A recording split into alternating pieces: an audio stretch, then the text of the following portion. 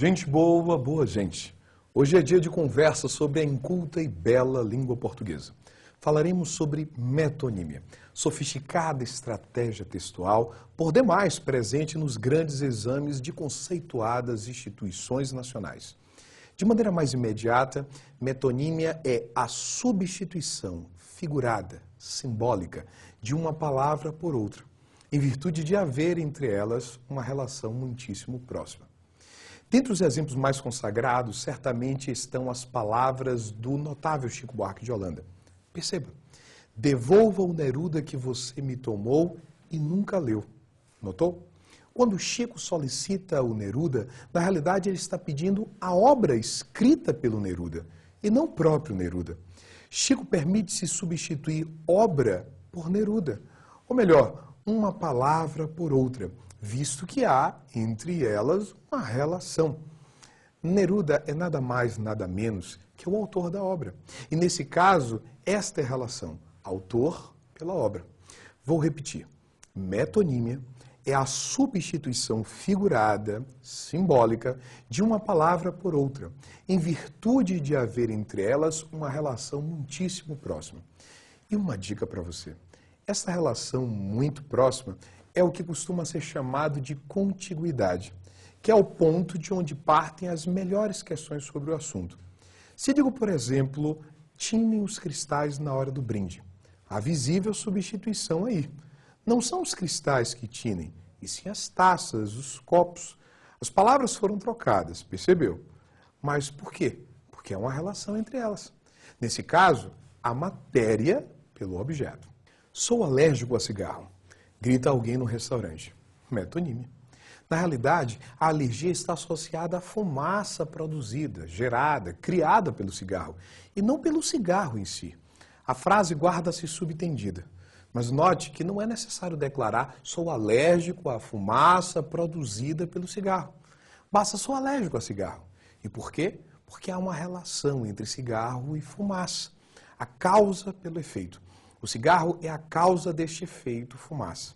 Insisto, essa relação é chamada de contiguidade, que quer dizer vizinhança, proximidade. Em alguns casos, essa contiguidade se faz entre a parte e o todo. É uma das situações mais conhecidas de metonímia. Lembra da canção Viola Enluarada, do Marcos Valle? Ouve aí essa interpretação.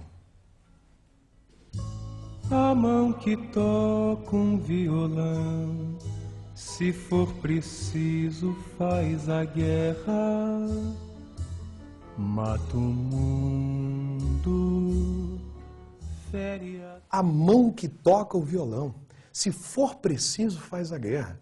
Metonímia. Não é de fato a mão que toca o violão, e sim um homem, neste caso o músico, o artista. E é ele próprio que, se for preciso, faz a guerra. Observe que o homem foi substituído pela mão. Mais adiante, o poeta, o compositor, completa. O mesmo pé que dança um samba, se preciso, vai à luta. Insisto, é o homem que vai à luta. E o pé serve-lhe de representação. Pois isso é metonímia. Um processo de representação. Na infância, muito ouvi assovios de meu pai replicando Frank Sinatra. E ainda hoje, quando ouço New York, New York, penso, os olhos azuis estão de volta. Que deveria ter eu dito, Frank Sinatra está de volta, mas não posso substituí-lo por olhos azuis? Posso sim. E mais uma vez, vale a parte pelo todo, metonímia. Mais uma dica. Este tipo específico de metonímia, que relaciona o todo e a sua parte, costumeiramente é denominado sinédoque. E não é o único caso especial. Apelidos, por exemplo, são metonímias. Se digo, o rei do futebol será homenageado na Vila Belmiro. Pelé é o nome que lhe ocorre. Veja, houve substituição e, é claro, existe uma relação. Metonímia. Mas nesse caso específico em que o nome é substituído por um apelido ou um atributo que ele seja pessoal e tamanhamente marcante, tem-se um epíteto ou antonomásia. Um nome um pouco diferente, mas dá para memorizar. Epíteto ou antonomásia. O mesmo vale para boca de inferno ou boca de brasa, tecendo referências ao baiano Gregório de Matos e Guerra. Memorizou? Epíteto ou antonomásia. Tarsis, E os apelidos deixados para localidades? Cidade Luz, Paris, Terra do Sol Nascente, Japão, Big Apple, Nova York, Cidade Maravilhosa, Rio de Janeiro, Veneza Brasileira, Recife, Princesa das Montanhas, a belíssima Salvador. Todos exemplos de metonímia. E nesse caso denomina-se epíteto ou perífrase. Ouviu bem? Perífrase. Do grego, metonímia significa além do nome, mudança de nome. E isso é tamanhamente representativo se considerarmos nomes de celebridades. A primeira-ministra da Inglaterra, por exemplo, a baronesa Margaret Thatcher, fazendo referências ao Brasil e de modo mais específico às terras do Amazonas e às suas possibilidades hidrominerais, declara: se os países subdesenvolvidos não conseguem pagar dívidas externas, que vendam seus territórios. Tarsis, esta é uma voz que não cabe apenas a uma mulher. É uma voz da Inglaterra? Exatamente. Não seria difícil, depois dessa fala, encontrar alguém por aí declarando que os ingleses estão ameaçando o Brasil? A parte mudou de nome e virou todo. A primeira-ministra virou a Inglaterra, metonímia.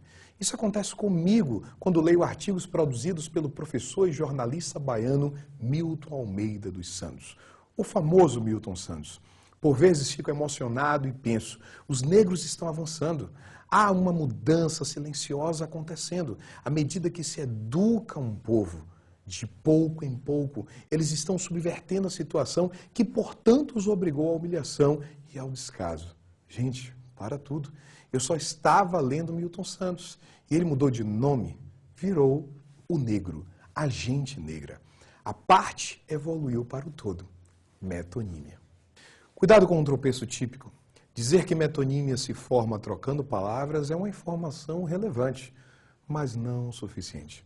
Nem toda substituição produz o efeito desejado. Veja, após a enchente, ficou sem casa. Este enunciado pode ser tranquilamente substituído por uma metonímia. Ficou sem teto, por exemplo. Agora, se a sua escolha, a escolha da palavra substituta fosse arbitrária, uma outra palavra qualquer, sei lá, ficou sem janela, ou ficou sem parede, ou ficou sem banheiro, a metonímia sairia pela culatra, concorda? É comum ouvirmos Li Paulo Coelho, Li Machado de Assis, Li Jorge Amado, mas já não se ouve queimou uma Edison no lugar de queimou uma lâmpada, embora a lâmpada e Edison gozem da mesma relação óbrio-autor que existe nas metonímias lidas. Tudo isso porque a relação não precisa ser apenas próxima. Para que haja adequado efeito metonímico, é preciso que a imagem desta relação povoe minimamente o imaginário do leitor. E essa responsabilidade, em parte, é expressivamente da autoria do texto. Quando em Vidas Secas, Graciliano Ramos apresenta Fabiano e a sua peregrina família diante de sua trágica relação com a terra, a habilidade jornalística do autor revela a dureza da face de um homem oprimido pelo sistema estabelecido diante da geração de 30. Graciliano produz no imaginário do leitor a relação entre este homem, Fabiano, e outras dezenas de centenas de brasileiros que foram amordaçados pelos podres poderes. Caetano, que eu diga, estes governantes nossos da terra brasileira. Daí entender que o nome Fabiano foi mesmo muito bem escolhido. Fabiano, do latim, quer dizer a fava que cresce. Aqui em Salvador, o feijão que cresce. Olha que audácia do destino. Há relatos que afirmam que, no Império Romano, feijões eram utilizados para votar. Um feijão branco, por exemplo, significava um sim. E um feijão preto, não. Que poder tinha então um feijão? Nenhum. Ele apenas era escolhido segundo opção de quem estava no poder. Manipulado e vazio de existência política era o feijão. A sorte do feijão estava somente em ser lançado no chão.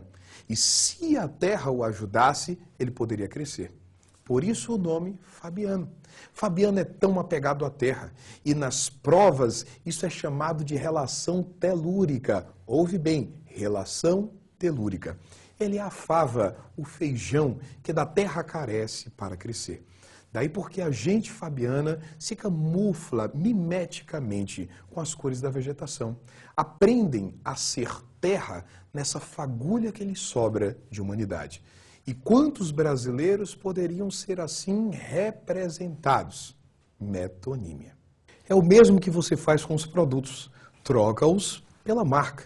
Ninguém usa lâmina de barbear, goma de mascar, palha de aço, água sanitária ou mesmo leite condensado. Isso é metonímia. O produto foi substituído pela marca. E não esqueça, não basta substituir, é preciso relacionar. A você, dedicação e sucesso. Fica com Deus e até a próxima.